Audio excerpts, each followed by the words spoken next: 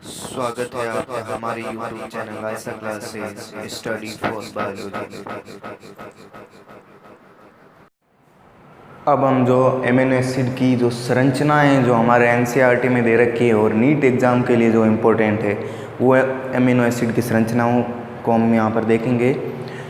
हमारे पास जो NEET exam में महत्वपूर्ण एमिनो एसिड की जो संरचनाएं हैं और जो हमारी एनसीईआरटी पुस्तक में जो दे रखी है वही संरचनाएं हम यहाँ पर डिस्कस करेंगे। बाकी संरचनाएं हमारे एग्ज़ाम पॉइंट ऑफ व्यू से कोई काम की नहीं है, ऐसे ही उन्हें पढ़ना टाइम बर्बाद करना है। तो यहाँ पर पहले हम ग्लाइसिन की संरचना देखेंगे, जहाँ पर R की जगह हमारे पास H उपस्थित होता है। R की जगह H उपस्थित होता है तो NH2C अल्फा COOH H और इस R की जगह H। ये सबसे सरल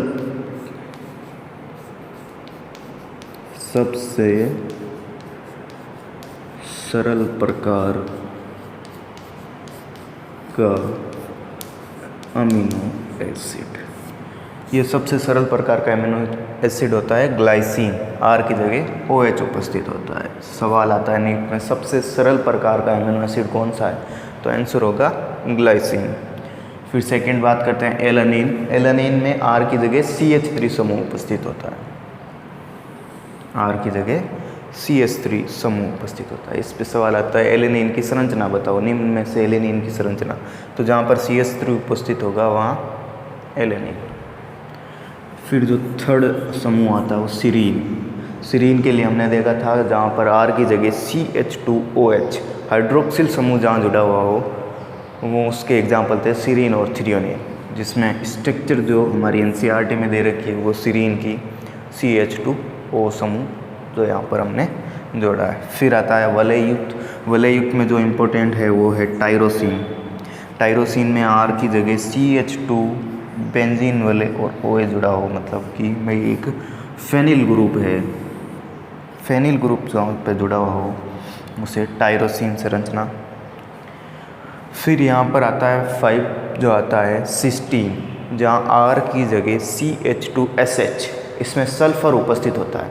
हमने देखा था सिस्टीन में सल्फर युक्त अमीनो एसिड, तो ये सल्फर यहाँ से आता है। इसका जो नाम होता है वो थायोल होता है, लेकिन वो इतना नहीं पूछा जाता। सल्फर युक्त अमीनो एसिड बताओ, तो उसमें एक एग्जाम्पल आता है मिथ्योनिन का और एक एग्जाम्पल होता है सिस्टीन का।